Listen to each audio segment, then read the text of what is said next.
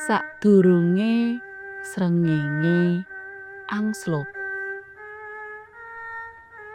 Mbah Darjo kuwi arane. Umure wis 60 taun luwih. Nanging saben dina isih rasa nyambut gawe dadi tukang tambal ban sing mapan ing sacedhake bunderan Simpang 5 Purwodadi. Saka petele oleh nyambut gawe, dheweke bisa nyambung urip nganti tekan saiki.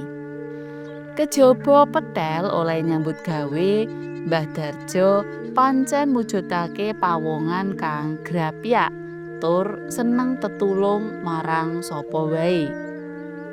Ora pisan pindho, Mbah Darjo mbiyantu wong sing butuh tenagane kanggo nambal ban utawa mung tambah angin. Nalika ana sing dilalah ora duwe dhuwit kanggo bayar, Mbah Darjo ikhlas wae. Kanggone Mbah Darjo, nalika ora bisa sedekah wujud bondo, saora-orane dheweke bisa sedekah tenaga kanthi mbiyantu sapa wae sing mbutuhake tenagane.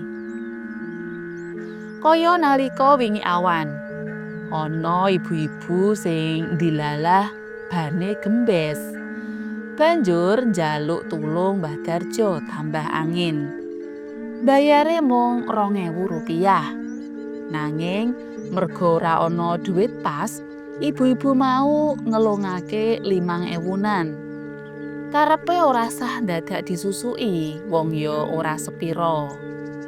Nanging Mbah Darjo ora gelem. Banjur ngadeg ing ngarep motor karo nyepit ban motor kuwi mau supaya ibu-ibu kuwi ora lunga sik sadurunge disusuki. Dilalah kok ya susuke ora ana sing pas. Ngono wae Mbah Darjo malah ngluwihi susuke. Diseselake ana motore ibu-ibu mau. Kadhangkala akeh wong sing kepengin entuk bathi saakeh-akehe. Nanging ora mengkono kanggone Mbah Darjo. Sing digoleki ora mung bathi akeh, nanging marme ati yen bisa tetulung marang sapa wae senajan ora kenal. Mbok menawa kuwi sing ndadekake usaha tambal bane akeh pelanggan. Senajan to ora rame, nanging saben dina ndlidir wae ana sing butuh tenagane kanggo nambal ban utawa mung tambah angin. Cukup kanggo nyambung urip saben dinane. Mbah Darjo nyukuri penggaweane senajan mung dadi tukang tambal ban. Sakwise ditinggal mati bojone 6 taun kepungkur, dheweke ya mung urip ijen. Anake siji ontang-anting lunga ing paran, tekan saiki ora ana kabare. Nalika semono pamite jare arep golek gawean menyang Jakarta. Nanging tekan saiki ora ana pawartane. Kanca-kancane uga ora ana sing mangerteni ana ngendi Deni anake Mbah Darjo kuwi. Sakjane batine keronta-ronta. Nanging saben dinane Mbah Darjo tetep digawe bungah nalika ana pelanggane sing mara. Ing atase dheweke wis tuwa, kepengin bisa kumpul karo anake sing mung siji til. Nanging kok ya sakwise bojone kapundhut, malah anake lunga ora ngerti papan panggonane nganti tekan saiki. Pungkasane Mbah Darjo ya ijen ning omah cilik sing wis puluhan taun bisa kanggo ngiyup nalika udan. Ora kepanasen nalika ketiga. Ora kendhat olehe ndedonga saben dina. Muga Gusti Allah ngijabahi apa kang dadi penjaluke. Ora akeh. Mbah Darjo mung kepingin bisa ketemu lan kumpul maneh karo anake lanang. bisa ngrasakake seneng sing ing sisane urip. Nanging mbok menawa Mbah Darjo kudu sabar, amarga nganti saiki ya durung ana kabar ngenani anake lanang kuwi. Kaya adat saben esuk sawetara jam 6, Mbah Darjo wis siap-siap tumuju ing panggonane golek upa. Senajan mung gubuk cilik sing digawe saka triplek lan seng, nanging ing kono Mbah Darjo bisa entuk rejeki saben dina. Panggonan sing kalebu strategis dadekake usaha tambal bane rame.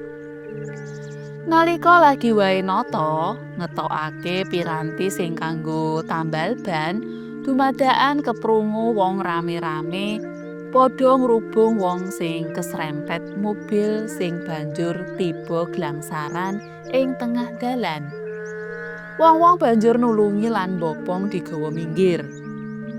Mbuh kena ngapa? Atine Mbah Darjo kumesar. Krasa madeg. Sajak ora kepenak. Banjur melu nyedhaki wong sing kesrempet mobil mau. Saebo kagete Mbah Darjo nalika wong kuwi mau jebule Deni, anake lanang sing diarep-arep tekane. Saking kagete Mbah Darjo banjur ngekep karo nangis geru-geru. Wong-wong aweh pitulungan banjur digawa nyang puskesmas. Isih syukur Deni mung tatu sithik ning lengen lan sikile rada lecet. Nalika wis diperban banjur entuk digawa bali nyang omah. Dina kuwi Mbah Darjo ora sida nyambut gawe. Dheweke ngancani anake lanang sing mentas keserempet mobil mau. Den, kok kowe leh kebangetan men. Wis pirang taun olehmu lunga. Ora ngabari bapakmu sing wis mambu lemah iki. Pitakone Mbah Darjo sinambi ngelap eluwe sing wiwit ndlewer. Apuranen aku, Pak. Ora kok niatku ora ngabari. Nanging wektu aku lunga tekan Jakarta aku kecopetan. Tasku digondol copet. Aku ora bisa apa-apa, kejaba mung pasrah. Aku dhewe nalika semono durung ngerti kahanan Jakarta. Aku ora kenal sapa-sapa. Aku ora duwe panggonan kanggo ngiyup lan turu. Pungkasane aku neng kono golek barang sing isih aji banjur tak dol kanggo nyambung urip. Oh alah ngger, kaniaya temen lelakonmu. Aloke Mbah Darjo sinambi ngelapi eluh sing sansaya deres merga krungu critane Deni. 3 taun aku dadi pemulung. Entuke pancen ora sepiro, sing penting bisa kanggo nyambung urip, ora kaliren. Senajan kadhangkala sedina ya mung mangan sepisan utawa mung ping pindho. Nanging sakwise iku Gusti Allah maringi dalan. Aku ketemu karo bos sing dilalah butuh tenaga kuli bangunan. Atiku seneng amarga aku bakal entuk duit luwih akeh lan bisa celeng-celeng kanggo sangu mulih. Ujare Deni sinambi nyawang gendeng omah sing kebak sawang amarga pancen arang diresiki. Sawise 2 taun luwih aku dadi kuli bangunan, aku bisa nyelengi.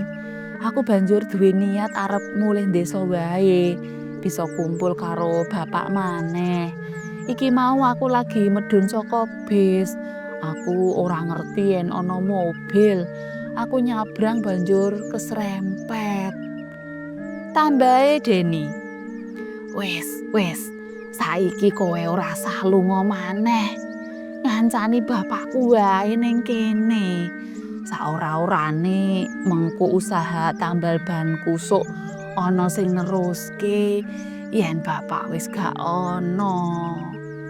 Ujare Mbah Darjo, "Aja ngomong kaya ngono, Pak. Aku mulih kepengin bisa ngopeni bapak. Muga-muga Gusti Allah maringi umur dawa." Wangsulane Deni sajak sedih nalika krungu omonge bapake mau. Wiwit esuk tekan sore Mbah Darjo seneng banget atine. Amarga dongane wis diijabah Gusti Allah. Bisa ketemu maneh karo anake lanang. Sore kuwi nalika arep ngadepake surup, Mbah Darjo keturon ning amben. Deni sing ngerti bapake turu banjur nggugah amarga sedhela maneh wis meh surup. Jarene wong Jawa ora ilok yen ngadepake surup malah turu. Deni banjur nggugah bapake. Nalika digugah, bapake ora enggal tangi. Deni baleni nggugah luwih seru. Nanging saeba kagete nalika meruhi awake bapake wis pucet. Bapake wis kaku, ora obah maneh. Sanalika Deni mbengok lan nangis sak banter-bantere sinambi ngekep lan ngarasi bapake. Sadurunge srengenge angslup, Mbah Darjo wis sowan marang Gusti kang murbeng dumadi. Cotha.